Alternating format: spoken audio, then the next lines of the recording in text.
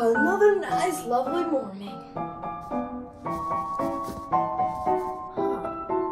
What is that in this basket? Hello? What is up, my little raviolis? Today, we are back in another video. So guys, as you can probably see from the title, Reading with Ravi is back! And it has been such a long time, so I'm really excited to be doing this again, and this is gonna be an amazing book today.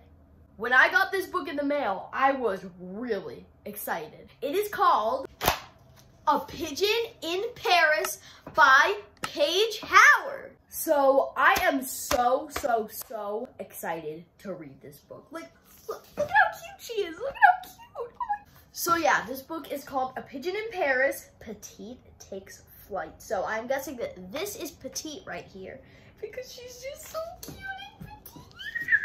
On the very first day of May, a pigeon flew into Paris. And even though the sky was gray and the clouds were heavy with rain, the pigeon knew for now Paris was home. The next morning, bright and early, the pigeon began searching the parks and sidewalks of Paris for sticks and scraps to build her nest. The pigeon knew she had eggs to lay and babies on the way, and when they arrived, they would need a nest to keep them warm and safe. It wasn't too long before the eggs hatched and the babies arrived. The pigeon named them Shelly, Bisou, and Petite. They were chirpy and bright, hungry all day and hungry all night. Oh, it rhymed.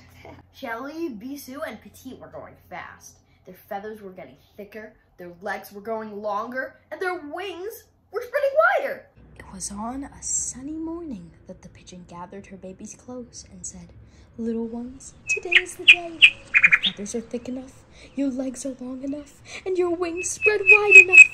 Today is the day you will learn to fly."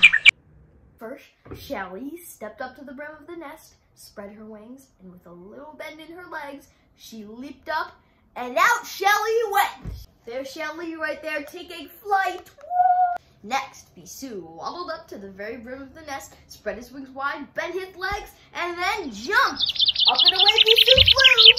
Oh, now it was Petite's turn. With a little nudge from her mother, Petite tiptoed up to the very brim of the nest, put a little bend in her legs, puffed up her chest, and spread her wings as wide as she possibly could. Then, just as Petite went to jump Just as Petite went to jump up and out of the nest like her siblings had, she could not. Petite's legs began to shake, her wings pulled back, her chest was no longer puffed up, and the little pigeon felt deflated and small. Petite crept away from the edge of the nest and back in close to her mother. "I cannot fly, Mama," she cried. "I cannot and I will not. I'm going to stay right here in this nest with you." It's so cute. Oh, ah! "Okay, my little one," said Mama Pigeon. "You did very well today. Now it's time for a good meal and a long night's rest. We will try again in the morning." Later that night, as she cuddled up to her mother, her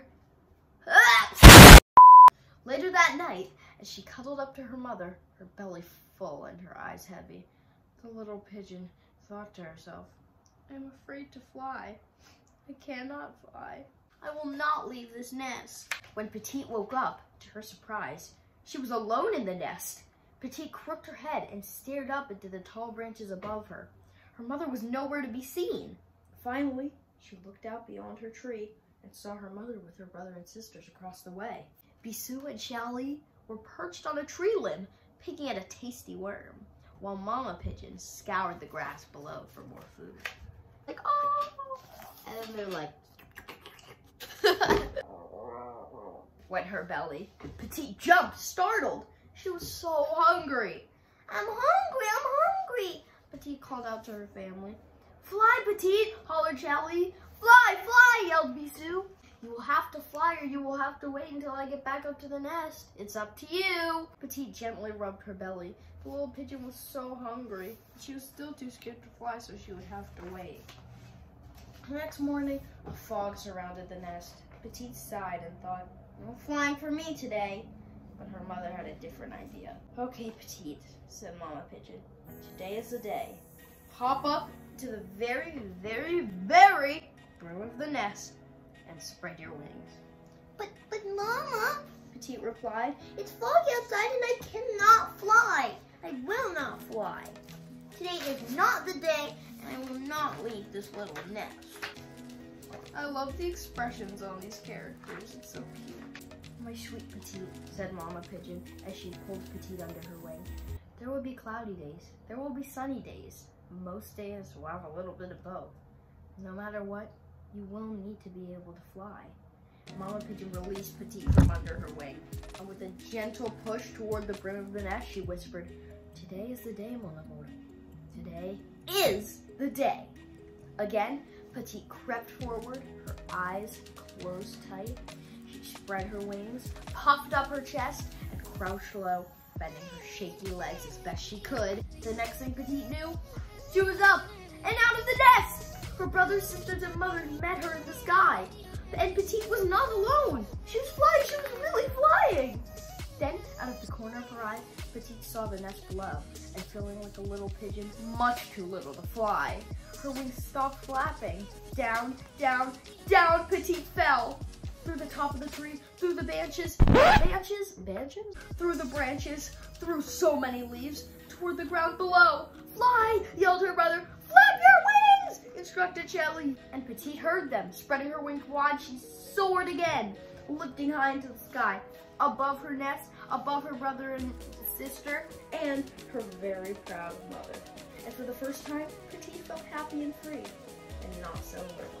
There would be many more high-soaring flights for Petite, and many more challenges she would face. But whenever she started thinking, cannot, will not, won't, she would remind herself, even if you're afraid, in fact, you absolutely can, and you will. And although you may fall, just get back up and spread your wings wide, and you fly, fly, fly. The end. So guys, that was A Pigeon in Paris, written by Paige Howard and illustrated by Joni Stone. I hope you guys enjoyed it. I really did. And I find this book to be very inspirational, and I definitely needed this message this week. So if you guys want to get this book, which you definitely should, you can get it on Amazon, and yeah, and I will see you guys next time. This was the perfect way to start back on Reading with Ravi. So I'll see you guys next time. Bye!